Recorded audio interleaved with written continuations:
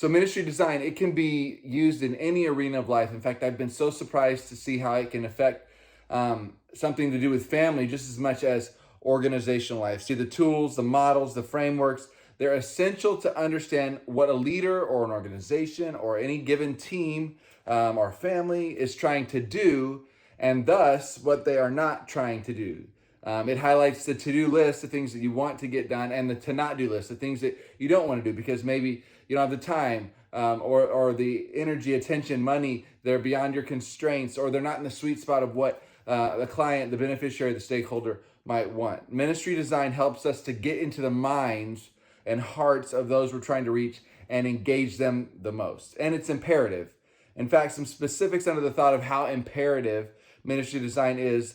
Number one, numbers, both on the input side and the output side. Now we get numbers on the output side. I mean, it's just easy. You count attendance, you count dollars in an offering. If you're a church, you count, or at least you should. More on that in a second. But if we have X number of volunteers, which would be an output, and we can compare that number this year and then last year and then the year before, that's on the opposite. That's good. But on the input side, this is where most organizations don't focus enough. And so, all these things get you thinking earlier in the process, these tools, these frameworks. And that looks like this. We need X number of volunteers to run our ministry, either on the dream side of things or on the just bare minimum side of things. If X number of coffee dates, like if I have 3 coffee dates with 3 different potential volunteers, equals one of them saying yes. One of them saying yes to volunteer, then we need X, and we need X number of volunteers.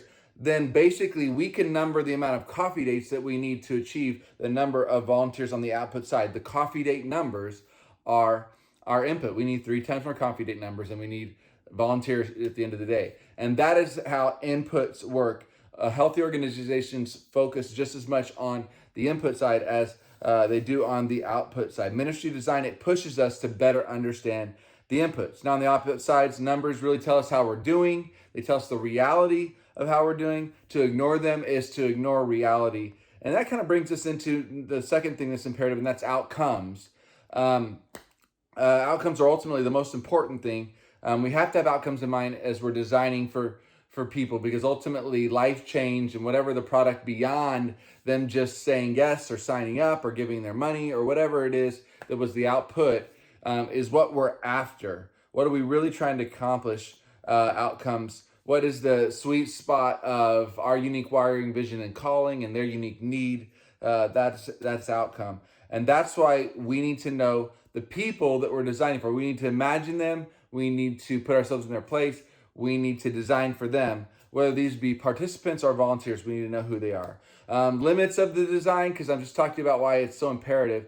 Limits of the design. Design is a good starting point as we make our plans, and it provides a context for evaluation after or at stages of a given process. But here's the thing. In the trenches, the unquantifiables of prayer and anointing and even flexibility, being spirit-led, they are so key. And you can't necessarily plan for that. You can pray throughout the process, but you can't plan for that in the trenches, in the moment, between the design and the evaluation stage. A leader in my life, Chad Causey, says, designing its tools make good servants and bad masters. That's such a good way of saying it. They really help, but when we let them govern us and restrict us, that's not the good thing. Research and data gathering is an underappreciated art in the ministry world, to say the least. More churches, more pastors need to do it. But when we put our hope in our research, we miss the thing that sets our work apart from any other business, any other organization, and that is Jesus. Like any good thing, as we manage it, as we embrace the biblical, theological side of the equation, we must lead it rather than it leading us. We must also design with a beneficiary in mind, but with a heart, this is key, to honor and please and glorify Jesus. With a design that has one eye on the stakeholder and one eye on the spirit, which is the ultimate stakeholder, we build a program for the glory of God.